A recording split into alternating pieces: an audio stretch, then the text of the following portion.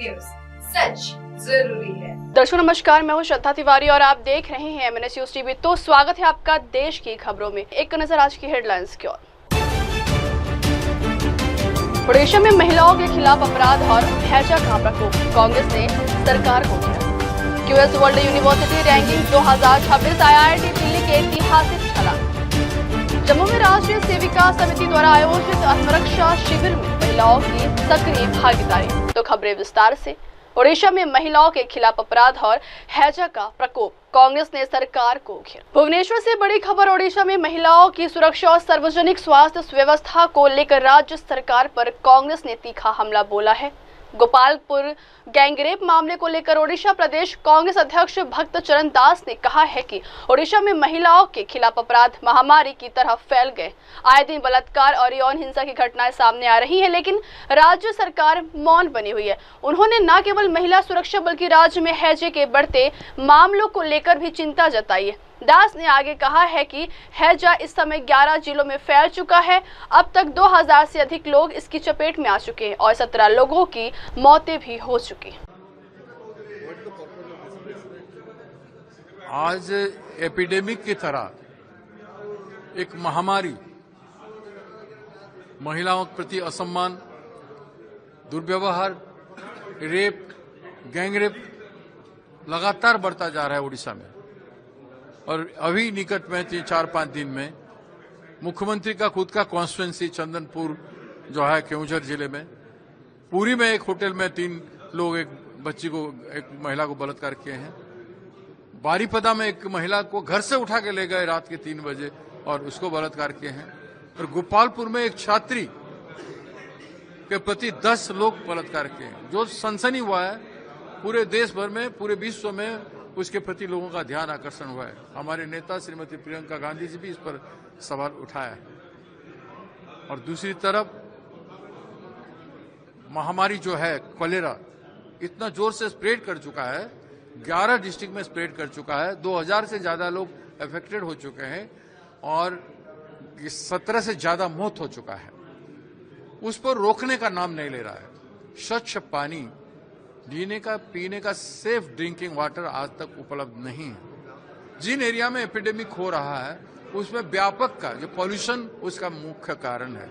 Contaminated water, आप अनुगुल देखिए, तालचेर देखिए, भद्रक, केवंझर देखिए, और जो कोयले का खदान का एरिया का है, बॉक्साइट का खदान का एरिया का है, जितना एरिया में खनिज संपत्ति का उत्तोलन हो रहा है और पावर प्लांट वगैरह सारी बैठा है। जैसे कलिंग नगर एरिया में एक जगह में 20 प्लांट 30 प्लांट बैठेगा और मैसिव स्केल में कोयले का ऑपरेशन, ये सारा ऑपरेशन में एयर पोल्यूशन भी है और कंटामिनेटेड वाटर जो ड्रेनेज के चलते जाके नदी में मिल रहा है, कुएं में मिल रहा है, तालाब में मिल रहा है, जिसके कारण बारिश में जो स्प्रेड हुआ है इससे पानी के कारण कॉलेरा स्प्रेड कर रहा है और उसमें खाना भी जो खाद्यान्न भी है वो पॉल्यूटेड हो रहा है और भारी संख्या में लोग आक्रांत हो रहे हैं। 17 लोग मर चुके हैं। सरकार उस पर ध्यान नहीं दे रहा है, ना उस पर ध्यान दे रहा है, ना जो महिलाओं के प्रति दुष्कर्म हो रहा है उस पर ध्यान दे रहा है। उल्टा जगन्नाथ जी के रथ यात्रा में इतना पुलिस फोर्स डिप्यूटेड नहीं होता है। प्रधानमंत्री जी कल आ रहे हैं, 133 platoon police force, 16 DCP, SP rank के 16 ऑफिसर, 33 से एडिशनल DCP और 93 SP और 100 इंस्पेक्टर और 450 सब इंस्पेक्टर, पूरा राज्य का पुलिस वाहिनी को राज्य सरकार प्रधानमंत्री के सेफ्टी सिक्योरिटी के लिए कल के लिए यहां लाया। हमारा केवल इतना अनुरोध है कि प्रधानमंत्री आ रहे हैं, ठीक है आए, हम उनका प्रोग्राम को डिस्टर्ब नहीं करने जा रहे हैं। उनको अगर आए सभा करें, जो बोलना है बोलें, लेकिन एक पीड़िता जिसको दुष्कर्म हुआ है गोपालपुर को विजिट करें या मुख्यमंत्री की जगह केवंझर को विजिट करें, 2 मिनट के लिए भी उनके एक परिवार का घर जाए। और दूसरा, हैजा में कॉलेरा में जो लोग मरे हैं उसमें से एक परिवार को जाजपुर में विजिट करें, तो उससे कम से कम समझेंगे कि किस तरह से इस इशू को, महामारी को अटेंशन देने का आवश्यकता है, उसका निराकरण का आवश्यकता है, इस बात को समझेंगे। यही हमारा बात। बढ़ती है अगली खबर की ओर। QS world university ranking 2026 IIT Delhi की ऐतिहासिक छलांग। गोवा से एक बड़ी खबर शिक्षा संबंधी खबर है। क्यूएस वर्ल्ड यूनिवर्सिटी रैंकिंग 2026 में भारत ने एक ऐतिहासिक उपलब्धि दर्ज की है। प्रतिष्ठित संस्थान आईआईटी दिल्ली ने बीते 2 वर्षों में अपनी रैंकिंग में 70 से अधिक स्थानों का सुधार करते हुए दुनिया के शीर्ष विश्वविद्यालयों की सूची में अपनी मजबूत उपस्थिति दर्ज कराई है। आईआईटी दिल्ली अब वैश्विक नेताओं में शामिल है। नियोक्ता प्रतिष्ठा और संकेतकों में बेहतरी के चलते इसकी रैंकिंग में जबरदस्त छलांग आया है। यह भारत के लिए एक और ऐतिहासिक क्षण है, क्योंकि पिछले 10 वर्षों की तुलना में 390% की वृद्धि देखी गई है। वही प्रधानमंत्री मोदी के नेतृत्व वाली सरकार को बधाई, जो भारत को वैश्विक नेता के रूप में स्थापित कर रही है। So QS released its 2026 World University rankings today, and this is another historic moment for India because we've seen a 390% growth in India compared to the last 10 years, which is definitely kudos to the Narendra Modi government, which is positioning India as a global leader. And one of the global leaders is IIT Delhi, which has improved its position by over 70 places in the last 2 years, which is of course due to its improvement of employer reputation and the citation indicator. Positioning IIT Delhi with this such kind of a results truly makes India a Vishwa Guru, and of course a step forward to becoming a global leader in science, technology and higher education. So upcoming 2026, how increase on this QS? Well, the ranking will be released next year after this, and we will continue to see Indian institutions improve further. This year we have 54 Indian universities represented, which is the largest number of new institutions which have made it across the world. India leads in that, besides being having the most improved status across the G20 countries. So the next year, which will release the 2027 ranking, we hope to see even better improvement of Indian universities as they improve on the world stage. बढ़ते हैं अगली खबर की ओर। जम्मू में राष्ट्रीय सेविका समिति द्वारा आयोजित आत्मरक्षा शिविर में महिलाओं की सक्रिय भागीदारी। महिलाओं को आत्मनिर्भर और आत्मरक्षित बनाने की दिशा में एक सराहनीय पहल करते हुए राष्ट्रीय सेविका समिति द्वारा जम्मू में 15 दिवसीय आत्मरक्षा शिविर का आयोजन किया गया है। इस शिविर में बड़ी संख्या में युवतियों और महिलाओं ने भाग लिया है। शिविर का उद्देश्य नारी शक्ति को सशक्त बनाना और उन्हें किसी भी आपात स्थिति में अपने बचाव के लिए तैयार करना है। शिविर में भाग लेने वाले एक प्रतिभागी ने कहा है कि यह प्रशिक्षण हमें आत्मविश्वास देता है। अब हम खुद को ज्यादा सुरक्षित महसूस कर रहे हैं। शिविर में महिलाओं को कराटे, जुडो, बेसिक सेल्फ डिफेंस तकनीक और मानसिक रूप से मजबूत करने के विभिन्न अभ्यास सिखाए जा रहे हैं। ये बात पहले आने चाहिए। प्रथम बार शुरू में करेंगे ना। कहाँ से मारना है सभी को? पीछे से। यहाँ से बाहर आएगा ऐसे, और बैंड होना है, पूरा सीधे होना है। दीदी भी साथ साथ करेंगे। करो 1 2 मार के वापस हाथ में 5 6 7 8 9 10 आवाज नहीं आ रही सभी की। 13 14 15 हाथ ये थी बैंड कोनी, कोई सीधी नहीं रखेगा, सब निकल सभी की कोनी होगी। क्रमशः में करते हैं। क्रमशः 1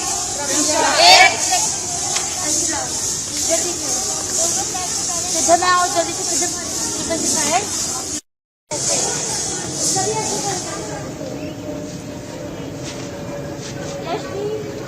कुंभवार है ना?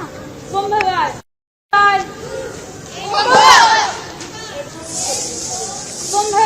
करो 1 2 3 4 5 6 7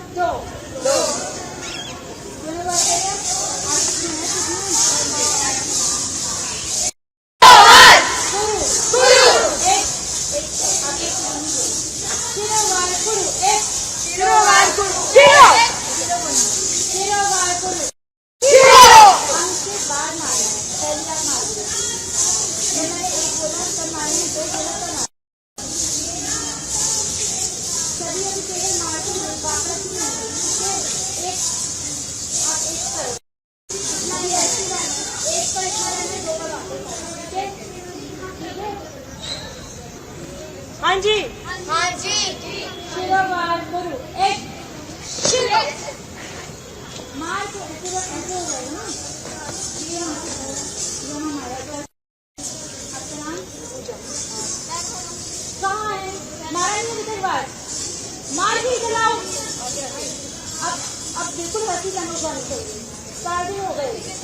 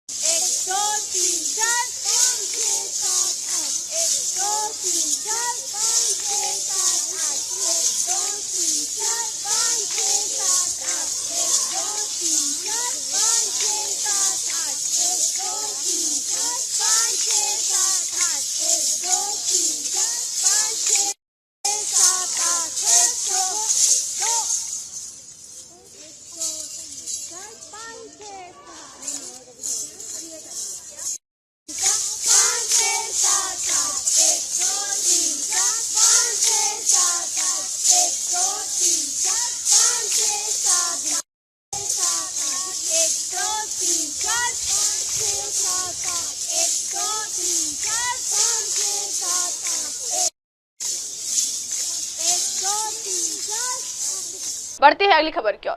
गोपालपुर गैंगरेप मामला, भाजपा महिला मोर्चा का बीजेद सरकार पर गंभीर आरोप। ओडिशा के गोपालपुर में हुई सामूहिक बलात्कार की घटना को लेकर राजनीतिक गलियारों में हलचल तेज हो गई है। इस मामले में ओडिशा भाजपा महिला मोर्चा के अध्यक्ष ऐश्वर्या बिस्वाल ने राज्य की सत्ताधारी पार्टी बीजू जनता दल पर गंभीर आरोप लगाए। बिस्वाल ने मीडिया से बात करते हुए कहा है कि ओडिशा में महिलाओं के खिलाफ अपराधों में जो लगातार वृद्धि हो रही है वह बीजेद के शासनकाल के दौरान ही हुई। यह अत्यंत दुर्भाग्यपूर्ण है कि इतने वर्षों तक शासन में रहने के बावजूद बीजेपी सरकार ने महिला सुरक्षा के लिए कोई ठोस कदम नहीं उठाया। वहीं मुख्यमंत्री ने भी गोपालपुर की घटना की निंदा की है और यह भी आश्वासन दिया है कि आरोपियों को सख्त सजा दी जाएगी।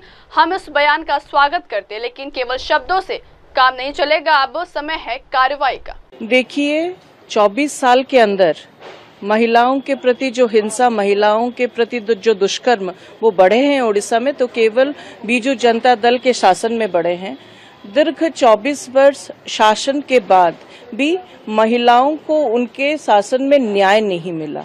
अब ममिता का केस देख लीजिए, ममिता का केस तो कुछ नहीं कर रहे थे। जब तक भारतीय जनता पार्टी ने आंदोलन नहीं किया तब तक सब चुप बैठे थे। परी के केस को देख लीजिए, परी के केस में भी बीजू जनता दल डायरेक्टली ने कुछ नहीं किया जब तक भारतीय जनता पार्टी की महिला मोर्चा ने अपना स्वर नहीं उठाया उनके बीजू जनता दल के विरुद्ध या परी के सपक्ष में। तो एक एक्शन लेने के लिए जिस दल को विपक्ष की जरूरत होती है वो आज पूछेंगे कि महिलाओं के प्रति हिंसा बढ़ रही है, कहाँ थे वो। और सबसे दुख की बात यह है कि महिलाओं के प्रति जो हिंसा बढ़ी है बीजू जनता दल के दौरान, उनके कार्यकाल के दौरान, उनके गवर्नेंस के दौरान, उसमें बीजू जनता दल के नेता, मंत्री, विधायक, बहुत लोग उनमें से डायरेक्टली संपृक्ति उनकी थी वहां पे। जैसे ममिता का केस देख लीजिए, तो तब कहाँ थे? तब तो जो मंत्री बैठे थे उनको पदवी से भी नहीं निकाला। केवल बीजू जनता दल का रवैया के कारण जो कन्विक्शन रेट था, जो महिलाओं के प्रति हिंसा होती थी 9.2%, केवल उन लोगों को सजा मिली है, बाकी लोगों को नहीं मिली है। अब भारतीय जनता पार्टी आई है तो इतने दिन का जो दुष्कर्म जो कुछ हुआ नहीं, उसके साथ लड़कर महिलाओं को इंसाफ दे रही है। स्वयं मुख्यमंत्री ने कहा है कि वो गोपालपुर का जो इंसिडेंट हुआ है वो उसको विवश निंदा करते हैं। केवल निंदा ही नहीं, उसके जो लोग एक्यूज्ड हैं, जिन लोगों ने वो दुष्कर्म किए हैं, उनको सजा जरूर मिलेगी। और 24 घंटे के अंदर जो 10 आरोपी थे उनको गिरफ्तार कर दिया गया है। तो ये है एक्शन मोड में काम करना, इसी को कहते हैं।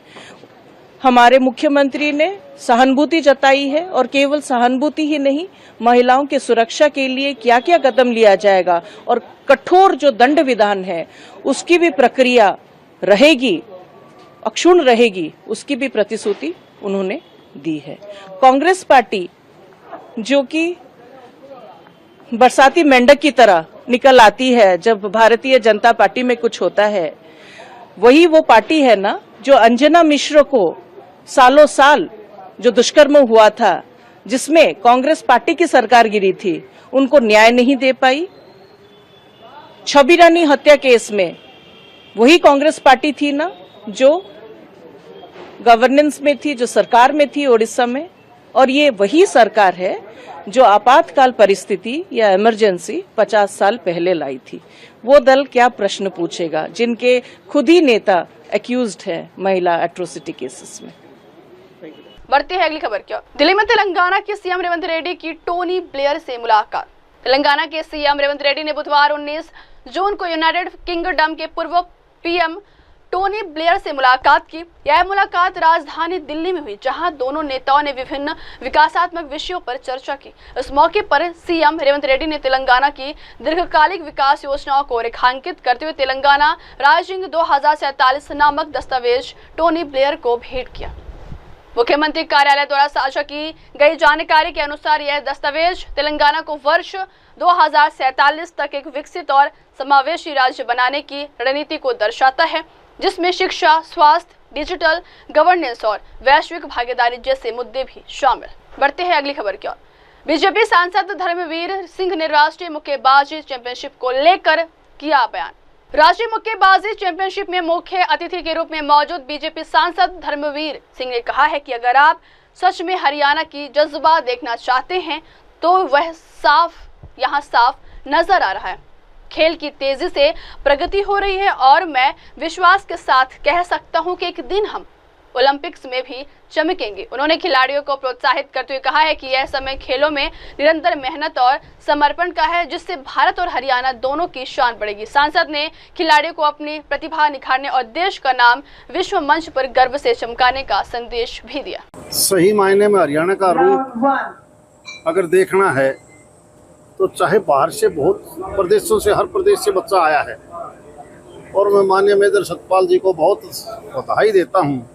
इतना बढ़िया आयोजन और जिस प्रकार की शुरुआत है, अभी तो सिर्फ 4 साल हुए इनको इस एसोसिएशन को देखते हुए, और मैं दावे से कह सकता हूँ जिस प्रकार ये गेम बड़ी तेजी से आगे बढ़ा है, हम एक दिन न एक दिन ओलंपिक में भी छा जाएंगे। देखिए, एजुकेशन, हेल्थ दूसरा काम अलग चीज़ है और हम सारा काम करते हैं अपनी हेल्थ के लिए।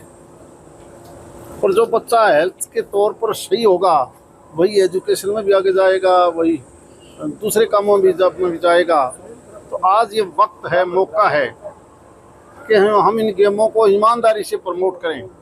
केंद्र और प्रांत सरकार का भी फर्ज बनता है, खेल विभाग केंद्र का हो, प्रांत का हो, वो एसोसिएशनों के मार्फत इनसे मिल मिला करके और स्टेट और सेंटर बड़े स्तर पर मदद करे।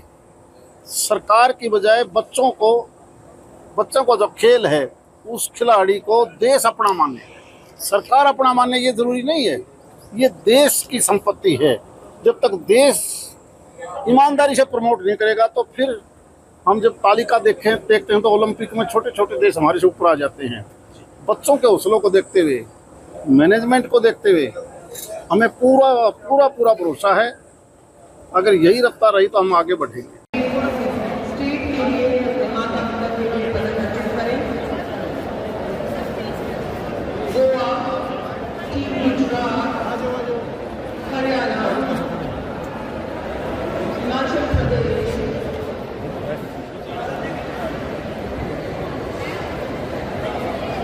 मैं एक बार फिर टीम मेघालय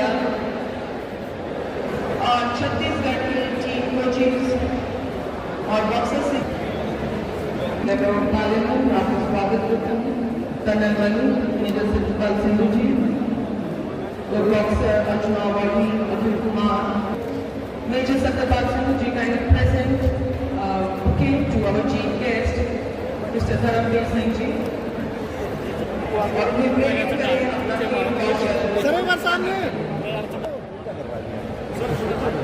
हमारे आज के बारे में आपको कुछ बताना चाहती हूँ। He is also president of Swimming Association of India. Sir Satish Taradi ji, Mr. Anil Kumar, please come today.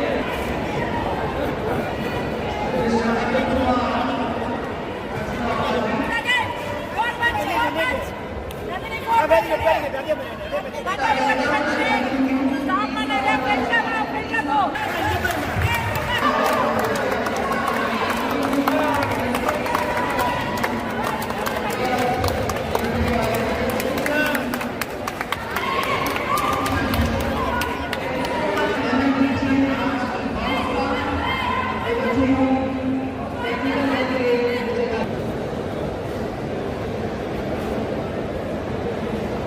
now I am requesting once again on behalf of the Federation of India and I would like to thank you to our chief guest. Thank you so much, sir. This period at a good time from your busy schedule. Thanks for coming, sir. Our young champions and future of Indian boxing.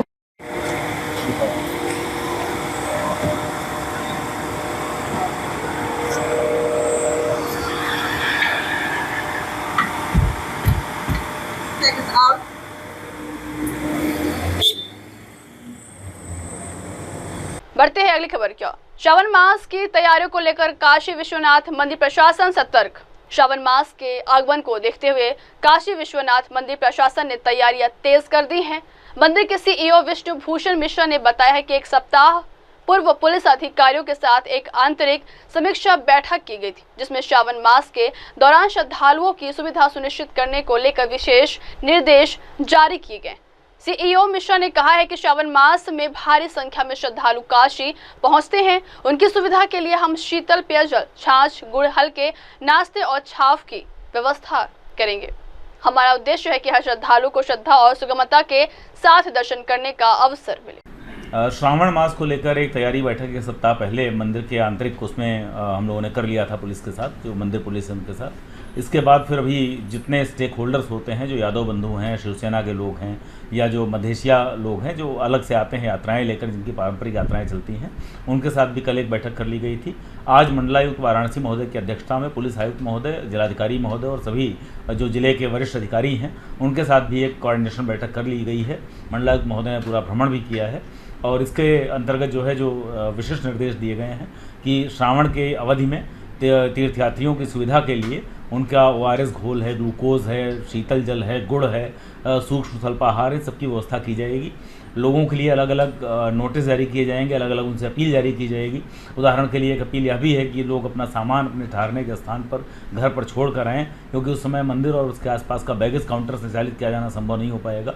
और बाहर जो baggage counter होते भी हैं, कई बार लोग बाहर निकलते हैं तो उस दुकान को खोजने में उनको कठिनाई का सामना करना पड़ता है, तो सामान खो ना जाए, इसलिए लोगों से अपील की जाती है अपना सामान घर पर छोड़ कर आएँ। यह भी अपील की जाती है कि लोग खाली पेट ना आएँ, क्योंकि भीड़ की संभावना श्रावण सोमवार पर बहुत ज़्यादा होती है। 8 से 10 लाख की भीड़ अगर हो जाती है श्रावण सोमवार पे, तो वेटिंग टाइम 12 घंटे 13 घंटे तक का हो जाता है। इतनी देर लगातार लाइन में खड़े रहने और चलने के कारण व्यक्ति को थकान हो सकती है, फैटिक हो सकता है। तो कोलैप्स ना करे कोई व्यक्ति, कोई आदमी बेहोश ना हो, कोई आदमी खाली पेट रहने के कारण कमजोरी का शिकार ना हो जाए, इसके लिए भी अपील की जा रही है कि लोग खाली पेट ना आएँ, खा पी कर अपने घर से आएँ, उसके बाद ही यहाँ दर्शन का लाभ लें। काशी विश्वनाथ मंदिर न्यास निरंतर भक्तों को सभी प्रकार की सुविधाएं देने के लिए कटिबद्ध रहेगा। लोगों का वेटिंग टाइम बहुत ज़्यादा होगा, इसी के चलते पूरे श्रावण मास में सभी तरह का प्रोटोकॉल सस्पेंड किया जा रहा है। सभी संबंधित प्राधिकारियों को जहां से वे प्रोटोकॉल प्राप्त होते हैं उनको यह अनुरोध पत्र भी प्रेषित कर दिया जा रहा है कि इसके बीच में कोई प्रोटोकॉल प्रेषित ना करें। श्रावण सोमवार को विशेष रूप से, अन्यथा पूरे श्रावण मास में स्पर्श दर्शन अथवा गर्भगृह में प्रवेश पूर्णतः बंद रहेगा, केवल पारंपरिक जुलूसों को छोड़कर।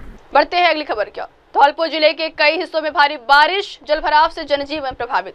जिले के कई क्षेत्रों में मूसलाधार बारिश हुई, जिससे सड़कों पर पानी भर गया है और आम जन को भारी परेशानी का सामना करना पड़ा है। तेज बारिश के चलते निचले इलाकों में जलभराव की स्थिति बन गई है, जिससे आवागमन बाधित हो गया। स्थानीय निवासियों ने बताया कि जल निकासी की व्यवस्था दुरुस्त न होने के कारण हल्की बारिश में भी जलभराव हो जाता है और इस बार तो लगातार हो रही बारिश ने हालात और भी बिगाड़ दिए।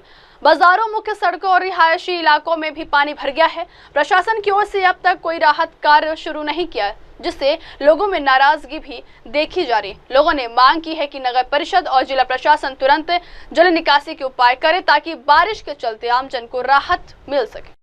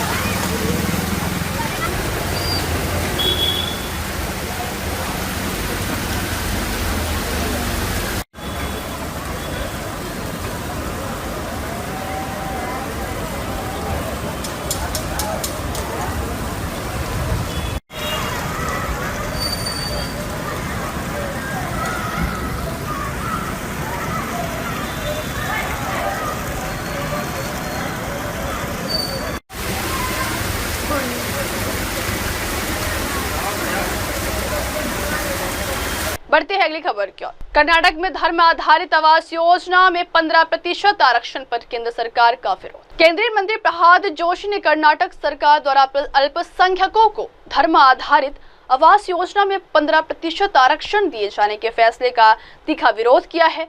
उन्होंने इसे संविधान विरोधी बताते हुए कहा है कि भाजपा इस निर्णय को राजनीतिक और कानूनी दोनों स्तरों पर चुनौती देगी। राहत जोशी ने कहा है, आज कर्नाटक सरकार ने अल्पसंख्यकों को धर्म के आधार पर आवास योजना में 15% आरक्षण देने का फैसला किया है, जो पूरी तरह गलत है। इससे पहले भी सिद्धारमैया सरकार ने ठेकेदारी में 4% आरक्षण दिया था। अब ये नया फैसला फिर से तुष्टीकरण की राजनीति को दर्शाता है। आज जो कर्नाटक सरकार ने जो निर्णय लिया है, रिलीजन आधारित, धर्म आधारित अन्य जो वस्ती योजना है, हाउसिंग प्रोजेक्ट स्कीम्स, उस स्कीम में 15% रिजर्वेशन मुसलमानों को दिया है। बार बार सुप्रीम कोर्ट ने ये फैसला सुनाया है कि धर्म आधारित religion based reservation in any form, it is illegal, it is anti constitutional, ये गैर संविधानीय है और संविधान विरोधी भी है। तो पहले तो इन लोगों ने अभी, ये लोग आने के बाद, सिद्धरामैया एंड कंपनी आने के बाद राहुल गांधी के निर्देश पर कॉन्ट्रैक्ट में 4% देने का निर्णय किया। अभी 15% वस्ती योजना में, हाउसिंग स्कीम में देने का निर्णय किया है। ये जो इस कार्य से, इस हरकत से सामान्य लोगों का, सामान्य ओबीसी लोगों का, SC ST लोगों का जो हक है वो बाधित होता है। That will be affected, adversely affected. I strongly condemn this. They are trying to snatch the rights of the OBC, SC ST and other general category poor people and handing over it as the principle and the policy of the appeasement of Congress party. Even they tried to make the reservation when UPA was there, in army also for the Muslim. And in many cases Supreme Court has struck down these decisions. Politically also we will fight, and need so after discussing with the others we will think about the fighting in the court of law also. बढ़ते हैं अगली खबर की ओर। LJP सांसद अरुण भारती का बयान, शाहाबाद कार्यक्रम की सफलता के लिए कार्यकर्ताओं का होगा सम्मान। लोक जनशक्ति पार्टी के सांसद अरुण भारती ने बताया कि आज शाम पार्टी द्वारा कार्यकर्ता सम्मान समारोह का आयोजन किया जा रहा है। इस कार्यक्रम में उन सभी कार्यकर्ताओं, पदाधिकारियों, जिला अध्यक्षों और नेताओं को सम्मानित किया जाएगा जिन्होंने शाहाबाद में आयोजित कार्यक्रम को सफल बनाने में महत्वपूर्ण भूमिका निभाई थी। सांसद अरुण भारती ने कहा है कि पार्टी और नेतृत्व की यह जिम्मेदारी होती है कि जो लोग मेहनत करते हैं उनके योगदान को पहचाना जाए। यह सम्मान समारोह उसी दिशा में एक कदम। देखिए, कार्यकर्ता सम्मान समारोह आज शाम में रखा गया है। शाहाबाद के हमारे सफल कार्यक्रम को जिन कार्यकर्ताओं ने, पदाधिकारियों ने, हमारे जिलाध्यक्षों ने, हमारे अलग अलग जो नेता हैं जिन्होंने भी उस कार्यक्रम को सफल बनाने में अपनी महत्वपूर्ण भूमिका निभाई है, उन सभी को सम्मानित करना पार्टी और नेता का दायित्व है, जिसको आज हम लोग शाम में पूरा करेंगे। अभी हम लोगों ने अपने आने वाले आगामी कार्यक्रम बहुजन भीम संकल्प समागम जो 29 जून 2025 को होने जा रहा है राजगीर में, उसके लिए हम लोगों ने अपने कार्यकर्ताओं को, कुछ जो जिले हमने चिन्हित किए हैं, विधानसभा चिन्हित किए हैं, वहाँ से अपने कार्यकर्ताओं को बुला करके उनको दिशा निर्देश और कैसे इस कार्यक्रम को सफल बनाना है, इस बारे में हम लोगों ने विचार व्यक्त किए। जिलाध्यक्ष महोदय सभी ने अपनी अपनी बातों को रखा है और कैसे इस कार्यक्रम को हम शाहाबाद से बेहतर और बड़ा कार्यक्रम बनाएंगे, इस पे हम लोग का विचार विमर्श हुआ है। इस कार्यक्रम के प्रभारी डॉक्टर श्यामदेव पासवान जी हैं, पूर्व विधायक रहे हुए हैं, और इनके कुशल नेतृत्व में ये कार्यक्रम शाहाबाद से भी बड़ा और उससे भी बड़ा सफल कार्यक्रम होगा। बार बार चिराग पासवान जी को, चूँकि पूरे बिहार के नेता हैं, लेकिन कुछ राजनीतिक शक्तियां हर बार उनको एक दायरे में बांधने की कोशिश करती हैं, एक समाज, एक वर्ग में बांधने की कोशिश करती हैं, जो कि हम लोगों को मंजूर नहीं है। इसीलिए राजगीर में हर वर्ग से, हर समाज से, हर तबके से नेता आकर के चिराग पासवान जी की बातों को सुनेंगे, उनके विचारों को सुनेंगे, बिहारी फर्स्ट के विजन को सुनेंगे और कैसे विकसित भारत बनाने में एक विकसित बिहार बनाकर उसका क्या योगदान हो, इस बारे में भी हम अपने नेता के बारे में उनके विचारों को सुनेंगे। बहुत ज़रूरी है कि इस कार्यक्रम में जो भी महिलाएं, युवा, नौजवान, किसान, प्रबुद्ध लोग, बुद्धिजीवी लोग आएंगे, सभी को हमारा पूरा का पूरा बिहार का बिहारी समाज सुनेगा और आगे की पार्टी की क्या दशा और दिशा होगी बिहार की राजनीति में आने वाले चुनाव में, इस बारे में भी लोगों की बातों को रखा जाएगा, उनके विचारों को सुना जाएगा। एनडीए गठबंधन के जितने भी बड़े नेता हैं उनकी तैयारी मुझे लगता है कि पूरे के पूरे 243 सीटों पर ही होगी। जहां पर वो चुनाव लड़ेंगे बड़ी मजबूती से चुनाव लड़ेंगे, जहां चुनाव नहीं लड़ेंगे अपने गठबंधन के सहयोगियों को मजबूती से जिताने का प्रयास करेंगे। हमारे एनडीए में कुछ सीटों को लेकर के किसी दल की तैयारी नहीं है, सभी की तैयारी सभी सीटों पर है, ताकि जब चुनाव के रण में हम जाएं तब हमारी ताकत सभी के सभी 243 सीटों पर लगे।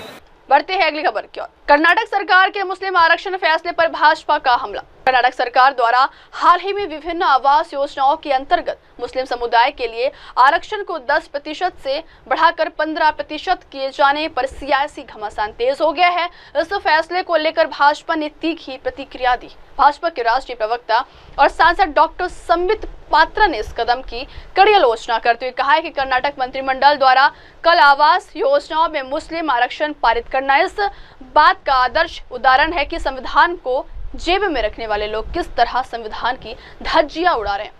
कांग्रेस पार्टी और गांधी परिवार के लिए संविधान धार्मिक तुष्टीकरण के बाद दूसरे स्थान पर है। पात्रा ने आरोप लगाया है कि यह निर्णय न केवल संविधान की मूल भावना के खिलाफ है, बल्कि यह है वोट बैंक की राजनीति का प्रतीक भी। आपको जान के आश्चर्य होगा कि कल यह जो कैबिनेट का निर्णय हुआ है कर्नाटक में, उसमें कैबिनेट मिनिस्टर जमीर अहमद खान, उनकी ये प्रस्तावना थी कि मुसलमानों के लिए आरक्षण हाउसिंग स्कीम में, चाहे वो अर्बन हाउसिंग स्कीम हो चाहे वो रूरल हाउसिंग स्कीम हो, उसे बढ़ा करके 15% कर दिया जाए। और कैबिनेट ने उसे सिद्धरमैया जी के अगुवाई में उसमें हामी भरी है, उसे स्वीकार किया है। यह भी विदित है कि सुप्रीम कोर्ट ने स्पष्ट रूप से यह निर्णय दिया है कि there can be no reservation based on religion. धर्म के आधार पर, धार्मिक आधार पर किसी भी प्रकार का कोई रिजर्वेशन नहीं हो सकता है। दैट इज अनकॉन्स्टिट्यूशनल, यह गैर संवैधानिक है। मगर फिर भी जो लोग पॉकेट में संविधान को रखकर घूमते हैं, जो लोग बात बात पे एक प्रतीक निकालने की कोशिश करते हैं संविधान की, वास्तविक रूप में वो किस प्रकार से संविधान की धज्जियां उड़ा रहे हैं, उसका सर्वोच्च उदाहरण कल कर्नाटक के कैबिनेट में मुस्लिम आरक्षण हाउसिंग स्कीम में पास करके दिखाया गया है। जब सुप्रीम कोर्ट और संविधान, बाबा साहेब अंबेडकर का संविधान स्पष्ट रूप से कहता है कि किसी भी कीमत पर धर्म के आधार पर रिजर्वेशन नहीं दिया जा सकता है, तो राहुल गांधी जवाब दे कि आप कॉन्स्टिट्यूशन की बात करते हैं, आप संविधान की बात करते हैं, मगर आपके ही इस निर्णय ने संविधान की धज्जियां उड़ाई है। Constitution for the Congress party and particularly for the Gandhi family is secondary to religious appeasement. Gandhi परिवार के लिए और राहुल गांधी के लिए जो रिलीजियस अपीजमेंट है वो सर्वोपरि है और संविधान उसके परे ही आता है। यूनिट की जो दोगली नीति है और जिस प्रकार की तुष्टीकरण की नीति है, उस नीति को उजागर करने के लिए है। विषय गंभीर है और किस प्रकार से भारत के सोशल फैब्रिक को, भारत के सामाजिक ताना बाना को तोड़ने का प्रयास कांग्रेस का सदैव से रहा है, उसका खुलासा है। आप सभी जानते हैं कि कल कांग्रेस पार्टी जो कर्नाटक में सरकार में है, सिद्धरमैया जी वहां के सीएम हैं, कांग्रेस के कैबिनेट ने कर्नाटक में निर्णय लिया कि जो हाउसिंग स्कीम है कर्नाटक में अक्रॉस द स्टेट, पूरे राज्य में, उसमें मुस्लिमों के लिए आरक्षण किया जाएगा और आरक्षण को बढ़ा करके 15% किया जाएगा। आप सोच के देखिए, वेलफेयर स्कीम, हाउसिंग स्कीम एक वेलफेयर स्कीम है। इस वेलफेयर स्कीम में धार्मिक एंगल जोड़ा गया है और उस धार्मिक एंगल के अंतर्गत मुसलमानों के लिए for the Muslims there would be 15% reservation. इसमें कोई दो मत नहीं है कि शॉर्ट टर्म पॉलिटिकल बेनिफिट के लिए कांग्रेस पार्टी हमेशा एक लॉन्ग टर्म डिजास्टर को इनवाइट। बढ़ते हैं अगली खबर की ओर। तिरुमावल वन के बयान पर बवाल, बीजेपी नेता बोले हिंदू भावनाओं का अपमान। तमिलनाडु की राजनीति में एक बार फिर धर्म और पहचान की बहस तेज हो गई है। वीसीके प्रमुख थोल तिरुमावलवन द्वारा मंदिर में तिलक हटाने को लेकर दिए गए कथित बयान पर भाजपा ने कड़ा रुख अपनाया है। तमिलनाडु भाजपा के उपाध्यक्ष नारायणन तिरुपति ने तीखा हमला करते हुए कहा है कि किसी ने आपको मंदिर जाने या तिलक लगाने के लिए मजबूर नहीं किया है, लेकिन अगर आप मंदिर के अंदर ही तिलक को पोंछ रहे हैं तो यह हिंदू धर्म का अपमान है। जैसे टोपी मुस्लिम धर्म का प्रतीक है, वैसे ही तिलक हिंदू धर्म की पहचान है। आप दरगाह जाते हैं, टोपी पहनते और मंदिर में जाकर तिलक हटाते हैं। इससे साफ जाहिर होता है कि आप हिंदू भावनाओं का सम्मान नहीं करते। तिरुपति ने आगे आरोप लगाया कि वीसीके और डीएमके दोनों ही पार्टियां हिंदू विरोधी हैं। Then why did you go? Nobody compelled you to go to the temple. Nobody asked you to compel you to wear this tilak. But in the temple itself, inside the temple itself, you are wiping it off. Means you are degrading, demeaning the Hindu religion. So it is a symbol. Tilak is a symbol of Hindu religion. Same way the skull cap is the symbol of the Muslim religion. So you go to one dargah there itself and wear a skull cap and you remove this tilak. What does it mean? You don't have respect for the Hindu sentiments, Hindu faith. That's it. You are a Hindu hater. You are an anti-Hindu. The entire VCK, DMK, all are anti-Hindu. This very clearly exposes Tirumavalam. Why did he go to Tiruparankundram yesterday? Because there is a Hindu Murugar conference happening in Madurai day after tomorrow. So that is the reason. Just wanted to say that we are also devotees of Lord Muruga. It's a drama. It is in the name. It's a pseudo-secular activity what these people are doing. That is why you remove the symbol of a Hindu religion, but you are proud of having the symbol of a Muslim. I don't mind, him wearing a skull cap. But can you throw it out? Like you wiped it off? No, you should not and you will not. Because you want Muslim votes, minority votes, because they vote in bulk. This is communal. That is why we say the VCK, the DMK, all are communal. Communal parties like this should be eradicated. बढ़ते हैं अगली खबर की ओर। राजद का PM Modi पर हमला, तेजस्वी सरकार बनाएगा बिहार, पूछा 12 सूत्रीय सवाल। पीएम मोदी आज बिहार के दौरे पर है, लेकिन उनके इस दौरे को लेकर सियासी सरगर्मियां चरम पर है। राष्ट्रीय जनता दल ने प्रधानमंत्री पर निशाना साधते हुए इसे चुनावी यात्रा करार दिया है। राजद प्रवक्ता मृत्युंजय तिवारी ने पीएम के दौरे पर तीखी प्रतिक्रिया देते हुए कहा है कि इस बार बिहार है तैयार, बनाएगी तेजस्वी सरकार। प्रधानमंत्री बिहार इसलिए आ रहे हैं क्योंकि राज्य में चुनाव नजदीक आ रहे हैं। तिवारी ने आगे कहा है कि तेजस्वी यादव ने प्रधानमंत्री से 12 सूत्रीय सवाल पूछे और केंद्र सरकार से पिछले 11 वर्षों के कामकाज का हिसाब भी मांगा। प्रधानमंत्री फिर से बिहार के दौरे पर सिवान आ रहे हैं। देखिए, आदरणीय प्रधानमंत्री जी का बिहार दौरा लगातार हो रहा है, क्योंकि चुनाव नजदीक है। तो आदरणीय प्रधानमंत्री जी से लगातार नेता विरोधी दल श्री तेजस्वी यादव जी सवाल पूछ रहे हैं। आज श्री तेजस्वी यादव जी ने आदरणीय प्रधानमंत्री जी से 12 चुभते हुए वाजिब सवाल पूछे हैं। हम चुनौती देते हैं, हिम्मत है तो आदरणीय प्रधानमंत्री जी एक भी सवाल का जवाब दे दें। 12 सवालों का तो जवाब दे नहीं पाएंगे, एक भी सवाल का जवाब दे दें। इधर उधर की बात करेंगे, 2005 के पहले का कहानी बताएंगे। 20 वर्षों से बिहार में एनडीए सरकार है और 11 वर्षों से वहाँ केंद्र में है। बिहार को क्या मिला? नीति आयोग से लेकर हर मानक में बिहार क्यों फिसड्डी है? अपराधी राज कायम हो गया है बिहार में, भ्रष्टाचार की भरमार है, गोलियों की बौछार है। इस पर भी आदरणीय प्रधानमंत्री जी बताएंगे। ये सब पुराने ही योजनाओं को फिर शिलान्यास और उद्घाटन का जो ड्रामा करते हैं और जुमलेबाजी और झूठ की बौछार कर चले जाते हैं, इससे काम नहीं चलेगा। इस बार बिहार है तैयार, बनाएगी तेजस्वी सरकार, ये बात सबको पता है। 5700 करोड़ के प्रोजेक्ट को भी लॉन्च करेंगे, वैशाली द्वेरिया रेल लाइन। अरे वहाँ पर सारण प्रमंडल में आदरणीय लालू प्रसाद जी ने जिस तरह से काम किया था रेल मंत्री रहते हुए, रेल चक्का कारखाना आज तो विदेशों में वो जा रहा है। आदरणीय प्रधानमंत्री जी वही सारी 2015 से लेकर अभी तक जो पुरानी योजनाओं का शिलान्यास और उद्घाटन करते हैं उसी को रिपैकेजिंग करके फिर वो करते हैं। अरे बिहार को पटना यूनिवर्सिटी का सेंट्रल यूनिवर्सिटी का दर्जा तक नहीं मिला, विशेष राज्य का दर्जा नहीं मिला। अपने 200 भाषणों में 2015 से लेकर आज तक, आज के पहले तक 200 भाषणों में आदरणीय प्रधानमंत्री जी ने जो जो वादा किया, जो जो बातें कही, वो सिर्फ अवलोकन कर ले, इससे शर्मिंदगी महसूस होगी आदरणीय प्रधानमंत्री जी कि आपने कितना झूठ की भरमार की है।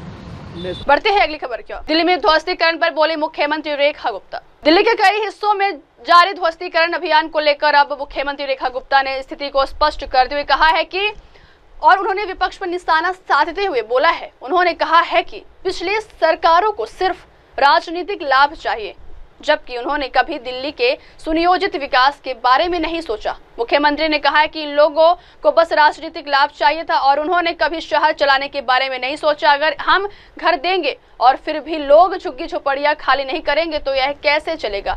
सीएम रेखा गुप्ता ने यह भी स्पष्ट किया है कि सरकार किसी के सिरे से छत नहीं छीनेगी, बल्कि एक योजनाबद्ध तरीके से पुनर्विकास किया जाएगा। देखिए, ये जो लोग एक दुष्प्रचार करना चाहते हैं, राजनीतिक रोटियां सेकना चाहते हैं, उनको शहर चलाना कभी उन्होंने सोचा ही नहीं। उनका ध्येय चुनाव लड़ना, चुनाव जीतना ध्येय था। एक देश की राजधानी, उसको कैसे चलाना है, हर वर्ग के लोग जहां हैं, सबकी सुविधाओं का ध्यान रखते हुए, टैक्स पेयर का पैसा आ रहा है, किस पूरे शहर की सुविधाओं में लगना है, प्रशासन चलना है। फिर कभी दिल्ली बाढ़ में ना झुलस जाए, फिर दिल्ली प्यासी ना मरे, फिर दिल्ली गंदगी में ना रहे, फिर पहाड़ खत्म करने हैं, नदी साफ करनी है। ये सारे काम कैसे होंगे? ये सारे काम तब होंगे जब आपकी जनता को ये पता होगा कि आपको किसी भी प्रकार का गलत कार्य नहीं करना है। और गलत कार्य आप रेलवे की लाइन पे जाके मकान बसाएंगे, वो मुख्यमंत्री नहीं बचा सकती। भाई, हाथ जोड़ के मेरा दिल्ली की जनता से निवेदन है, आपको अपनी सिक्योरिटी, शहर की सिक्योरिटी और पूरे रेलवे की सिक्योरिटी का ध्यान रखना पड़ेगा। कल को किसी ट्रेन का एक्सीडेंट होता है, कोई गाय रेलवे लाइन पे कटती है, कोई व्यक्ति उसके नीचे आ जाता है, किसकी जिम्मेदारी होगी? एक तरफ हम मकान देने की बातें कर रहे हैं, हम मकान दें और उसके बाद भी लोग उसी झुग्गी को पकड़ के बैठे तो कैसे चलेगा? मकान अगर मिल गया जिस व्यक्ति को, उसे झुग्गी छोड़नी पड़ेगी।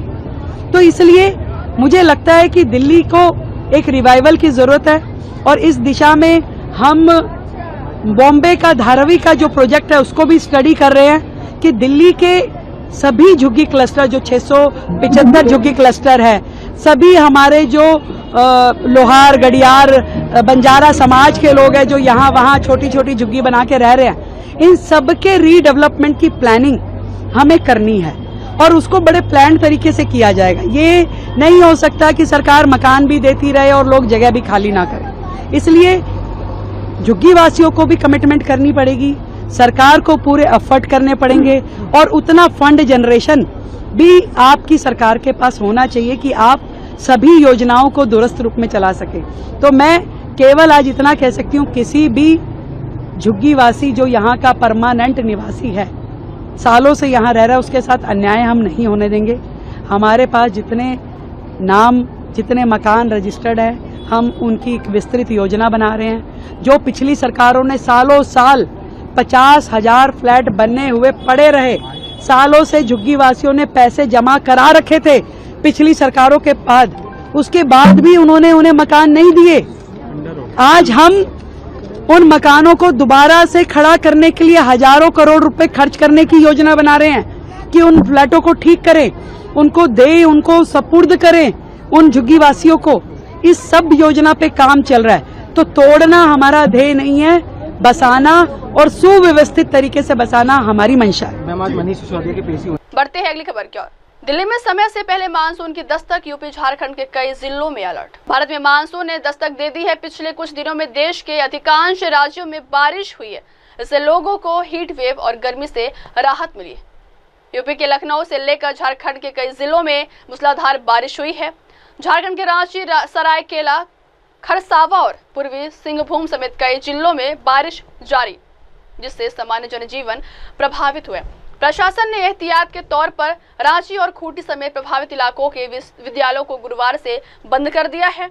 एक अधिकारी ने यह जानकारी दी। रांची, खूंटी और पश्चिमी सिंहभूम जिलों में सभी स्कूल शुक्रवार को बंद रहेंगे, जबकि पूर्वी सिंहभूम और सरायकेला, खरसावा जिले में 8वीं कक्षा तक की कक्षाएं स्थगित रहेंगी। बढ़ते हैं अगली खबर की ओर। पीएम मोदी आज करेंगे सिवान का दौरा। 6000 करोड़ की परियोजनाओं की पीएम मोदी आज बिहार के सिवान जिले का दौरा करेंगे। इस महत्वपूर्ण यात्रा के दौरान प्रधानमंत्री राज्य को लगभग 6000 करोड़ रुपए की विकास परियोजनाओं की सौगात। इस दौरे के तहत प्रधानमंत्री कई प्रमुख योजनाओं का उद्घाटन और शिलान्यास करेंगे। इसमें खास तौर पर नई वंदे भारत ट्रेन और एक रेल लाइन का उद्घाटन शामिल है, जिससे राज्य के रेल संपर्क को और अधिक सुदृढ़ किया जाएगा। पीएम की इस यात्रा को चुनावी दृष्टिकोण से भी महत्वपूर्ण माना जा रहा है, क्योंकि वे विकास परियोजनाओं के माध्यम से राज्य के मतदाताओं से सीधे संवाद स्थापित कर रहे हैं। कार्यक्रम स्थल पर सुरक्षा के कड़े इंतजाम भी किए गए हैं और स्थानीय प्रशासन पूरी तैयारियों में जुटा हुआ। बढ़ते हैं अगली खबर की ओर। यूनियन को-ऑप बैंक घोटाले मामले में पूर्व चेयरमैन और कॉर्पोरेट ग्रुप्स पर हुआ मुकदमा दर्ज। मुंबई की आर्थिक अपराध शाखा ने घोटाले के आरोपों के अंतर्गत न्यू इंडिया कोऑपरेटिव बैंक के तत्कालीन वाइस चेयरमैन हिरेन भानु और उनकी पत्नी वाइस चेयरमैन गौरी भानु के खिलाफ एक और एफआईआर दर्ज की है। मुंबई पुलिस ने जानकारी देते हुए बताया है कि मुंबई के प्रभादेवी स्थित new India cooperative bank limited में 24.93 करोड़ रुपए के घोटाले का मामला सामने आया। इस मामले में आर्थिक अपराध शाखा ने आईपीसी के सेक्शन 406, 409, 418 और 120 के अंतर्गत मामला दर्ज किया है। वह इस पूरे घोटाले में जांच एजेंसियों को पूर्व वाइस चेयरमैन हिरेन भानु और उनकी पत्नी गौरी भानु को सबसे बड़ा हाथ होने की जानकारी मिल रही है। बढ़ते हैं अगली खबर। कर्नाटक में 15% मुस्लिम कोटे पर भाजपा के राष्ट्रीय महासचिव तरुण चुग का बयान। जम्मू कश्मीर कर्नाटक में 15% मुस्लिम कोटे पर भाजपा के राष्ट्रीय महासचिव तरुण चुग कहते हैं यह संवैधानिक और अवैध है, क्योंकि भारत के संविधान में डॉक्टर BR अम्बेडकर ने स्पष्ट रूप से लिखा है कि किसी को भी धर्म के आधार पर आरक्षण नहीं मिल सकता। कर्नाटक सरकार का यह फैसला स्पष्ट रूप से SC, ST, OBC और हिंदुओं के अधिकारों को छीनता है। कांग्रेस को केवल अपने वोट बैंक की चिंता है, इसीलिए वे इस तरह के असंवैधानिक फैसले ले रहे हैं। हम ऐसा नहीं होने देंगे। इसके अलावा शशि थरूर के बयान पर वे कहते हैं कि कांग्रेस के पास ना तो सदस्य है और ना ही नीतियां। पार्टी ने अपना एजेंडा मुस्लिम लीग के कार्यालय में सरेंडर कर दिया है। उनका हर काम मुस्लिम लीग के इशारे पर हो रहा है। कांग्रेस पूरी तरह से दिशाहीन हो गई। असंवैधानिक है, गैर कानूनी है, क्योंकि भारत के संविधान निर्माता डॉक्टर भीमराव अंबेडकर जी ने स्पष्ट लिखा है किसी भी व्यक्ति को धर्म के आधार पर आरक्षण नहीं दिया जा सकता। कर्नाटक सरकार का कांग्रेस का फैसला SC और ST, OBC हिंदुओं के अधिकारों को छीनने का फैसला है। SC, ST, OBC के अधिकारों को, उनके नौकरियों को ये छीनने का षड्यंत्र कांग्रेस पार्टी कर रही है और उसे केवल वोट बैंक दिख रहा है। इसलिए वो संविधान को लताड़ कर गैर संवैधानिक निर्णय ले रहे हैं। मैं राहुल गांधी से पूछना चाहता हूं कि राहुल गांधी जी, ये है आपका मॉडल संविधान विरोधी? एक हाथ में तो आप संविधान लेके चलने का नाटक करते हो और अपने कर्मों से संविधान तोड़ने का काम कर रहे हो। ये कभी बर्दाश्त नहीं करेंगे, हम इसको होने नहीं देंगे। इससे पहले भी कांग्रेस की, राहुल गांधी के आशीर्वाद वाली कर्नाटका की सरकार ने ठेकेदारी सिस्टम में आरक्षण, धार्मिक आरक्षण देने की बात की थी। वो भी गलत फैसला था और ये भी गलत फैसला। शशि थरूर जी ने चुनाव प्रचार में अनदेखी को कांग्रेस का नेतृत्व को कहा कि मतभेद हैं। आपको लगता है कि जो ऑपरेशन ऐसा है कि कांग्रेस पार्टी के पास न नीति है, न नेता है, न नीयत है। कांग्रेस पार्टी ने अपना एजेंडा और झंडा मुस्लिम लीग के कार्यालय में सरेंडर कर दिया। आज राहुल गांधी जो नीतियां चला रहे हैं ये मुस्लिम लीग की नीतियां हैं। इनका हर एक्शन मुस्लिम लीग के इशारों पर हो रहा है और कांग्रेस पार्टी पूरी तरह दिशाहीन, विचारहीन, कार्यहीन हो चुकी है, नेतृत्वहीन हो चुकी है। बढ़ते हैं अगली खबर की ओर। उपेंद्र कुशवाहा को मिली जान से मारने की धमकी। राष्ट्रीय लोक मोर्चा के अध्यक्ष और राज्यसभा सांसद उपेंद्र कुशवाहा को जान से मारने की धमकी मिलने का मामला सामने आया है। कुशवाहा ने खुद इस बात की पुष्टि करते हुए कहा है कि उन्हें पिछले 24 घंटे के भीतर 2 से 3 कॉल्स और एक धमकी भरा मैसेज मिला है। उन्होंने बताया कि कल मुझे 2-3 फोन कॉल्स और मैसेजेस मिले हैं जिसमें मुझे 10 दिनों के अंदर जान से मारने की धमकी दी गई है। फोन करने वाले ने दावा किया है कि वह बिश्नोई गिरोह से है। कुशवाहा ने मामले की गंभीरता को देखते हुए तत्काल पुलिस को सूचित किया है। उन्होंने कहा है कि पुलिस ने उनकी शिकायत दर्ज कर ली है और जांच जारी है। वहीं पीएम मोदी के आज बिहार दौरे पर राष्ट्रीय लोक मोर्चा के अध्यक्ष और सांसद उपेंद्र कुशवाहा ने कहा है कि सिवान के लोग आज पीएम के आने का इंतजार कर रहे हैं। पीएम जहां भी गए हैं उन्होंने उस क्षेत्र को विशेष उपहार दिए। आज सर क्या कहेंगे, पीएम मोदी का सिवान में कार्यक्रम है?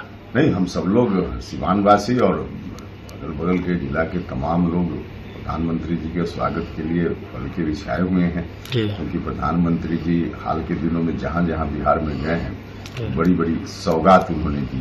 तो सिवान में भी कई तरह की सौगात प्रधानमंत्री जी देंगे, यह अपेक्षा है और इस बात को लेकर के खुशी है लोगों में। हम सब लोग उनके स्वागत के लिए सिवान में उपस्थित हैं। सर एक छोटा सवाल, सर बिहार में सीट बंटवारे को लेकर एनडीए में कुछ गड़बड़ी चल रही है क्या? इस तरह की बातें विपक्ष लगातार बंटवारे को लेकर अभी कोई बात ही नहीं हुई, तो गड़बड़ी चल रही है या नहीं चल रही कहां से आता है जी? बातचीत की शुरुआत अभी नहीं हुई है, बातचीत की शुरुआत होगी और एनडीए में कहीं से कोई परेशानी नहीं होगी जी। बिल्कुल सहज तरीके से एनडीए में सीटों का बंटवारा हो जाएगा। इसमें कहीं कहेंगे कल शाम को लॉरेंस बिश्नोई गैंग की तरफ से आपको धमकी मिली है जान से मारने की? देखिए, हमारे मोबाइल पर कल देर शाम कॉल आया और उसमें धमकी, जान से मार देंगे, इसके खिलाफ मत बोलो, इसके खिलाफ मत बोलो, इस तरह की बात। और फिर जब एक नंबर को ब्लॉक किया गया तो फिर किसी और नंबर से, तो 2-3 नंबर से बारी बारी से कॉल भी आया जी। और एसएमएस के माध्यम से टेक्स्ट मैसेज भी है, उसमें भी इस तरह की बात लिखी गई है धमकी वाले शब्दों में। 10 दिन में मार देंगे, क्या समझ रखा है, तो इस तरह की बात तो उसमें कही गई। तो हमने पुलिस को इन्फॉर्म किया, उसके आधार पर पुलिस का विषय है, जांच करेगी कौन लोग हैं क्या है। बोलने वाला बोल रहा था कि हम बिश्नोई गैंग से बोल रहे हैं, लेकिन सच क्या है तो पुलिस का काम है, पुलिस पता करेगी। सर कुछ और भी बताया क्या कि किन के बारे में अपना बोल रहे हैं, इस तरह की कुछ बातें कही क्या उसने कि इनके खिलाफ ना बोले, इस तरह की? काम पुलिस का है, टेक्स्ट मैसेज वगैरह पुलिस मांगेगी या नंबर तो हमने शेयर कर दिया है पुलिस को, उस नंबर पर पुलिस पता करेगी किसने किया नहीं किया, ये हम कैसे कर सकते हैं। बढ़ते हैं अगली खबर की ओर। जमशेदपुर में NH 33 पर जमा कीचड़ हटाने के लिए प्रशासन सक्रिय। झारखंड लगातार बारिश और निर्माण कार्यों के चलते राष्ट्रीय राजमार्ग 33 पर जमा हुए कीचड़ और जलभराव से जूझ रहे लोगों को अब राहत मिलने लगी है। प्रशासन ने तेजी दिखाते हुए 3 उत्खनन मशीनों की मदद से राजमार्ग से कीचड़ हटवाया। प्रशासन की इस कार्रवाई से हाईवे पर जमा कीचड़ और जलभराव की वजह से उत्पन्न यातायात जाम की समस्या काफी हद तक नियंत्रित हो गई है। स्थानीय लोगों और यात्रियों ने प्रशासन की त्वरित पहल की सराहना की।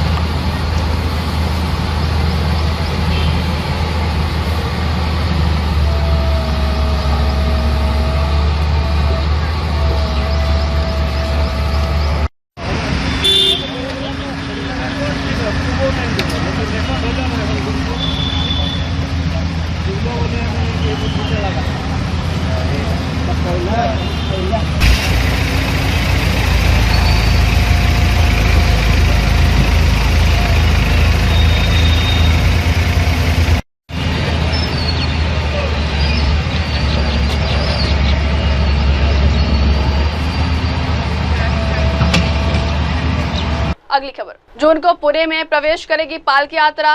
पुलिस ने सुरक्षा और ट्रैफिक के किए पुख्ता इंतजाम। संत ज्ञानेश्वर महाराज और संत तुकाराम महाराज की पालकी यात्रा इस सप्ताह पुणे में प्रवेश करेंगी। प्रशासन ने यात्रा के दौरान सुरक्षा और ट्रैफिक व्यवस्था को लेकर व्यापक तैयारियां की है।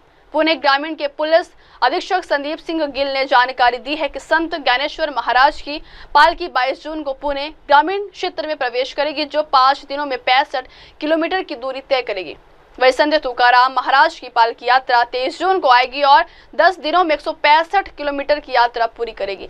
यात्रा के सुचारू संचालन और श्रद्धालुओं की सुरक्षा को ध्यान में रखते हुए पुणे ग्रामीण पुलिस ने यातायात डायवर्जन स्क्वाड टीमों और बढ़ी हुई सुरक्षा व्यवस्था की योजना तैयार की। नमस्कार। पालकी सोहला 2025 22 तारीख को संत ज्ञानेश्वर महाराज पालकी जो है वो पुणे ग्रामीण पुलिस दलाची जे हद्दी आहे उसमें प्रवेश करेगी और वहाँ से फिर 65 किलोमीटर का लगभग एक प्रवास करके सासवड़, जेजुरी, नेरा ये रास्ते में से होके लोणंद, सातारा जिले में प्रवेश करेगी। और ऐसे ही संत तुकाराम महाराज की जो पालकी है वो 23 तारीख को उर्ली कांचन इस जगह पे पुणे ग्रामीण पुलिस दल की हद्दी में आएगी और उसके बाद यवत, पाटस, आगे बारामती और इंदापुर, सराटी इस रूट से होते हुए अकलूज से फिर सोलापुर जिले में प्रवेश करेगी।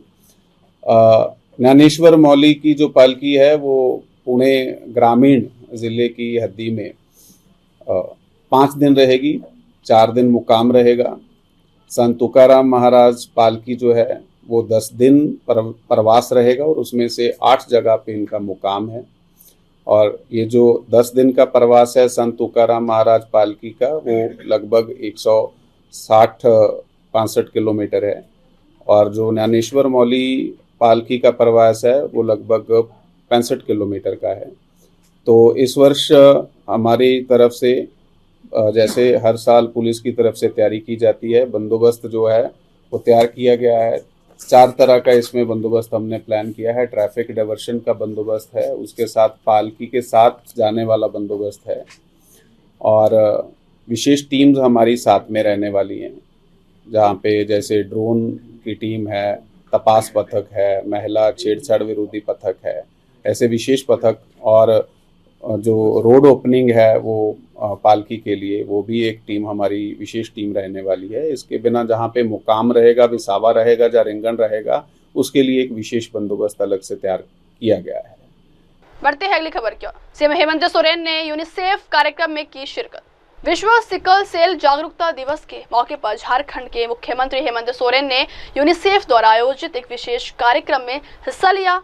सीएम ने इस दौरान सिकल सेल से प्रभावित युवाओं से संवाद किया, उनकी समस्याएं सुनी और उन्हें हर संभव मदद का भरोसा दिलाया। उन्होंने कहा है कि राज्य सरकार सिकल सेल जैसी आनुवांशिक बीमारियों के प्रति गंभीर है और इसके इलाज व जागरूकता के लिए लगातार प्रयास कर रही है। कार्यक्रम में यूनिसेफ के प्रतिनिधि, स्वास्थ्य विभाग के अधिकारी और बड़ी संख्या में छात्र युवा भी मौजूद रहे। बढ़ती है अगली खबर की ओर। बेल्लारी में किसानों का प्रदर्शन, तुंगभद्रा बांध से पानी छोड़ने की मांग। कर्नाटक के बेल्लारी जिले में किसानों का आक्रोश सड़कों पर उतर आया है। किसानों ने तुंगभद्रा बांध से तत्काल सिंचाई के लिए पानी छोड़े जाने की मांग को लेकर जोरदार विरोध प्रदर्शन किया है।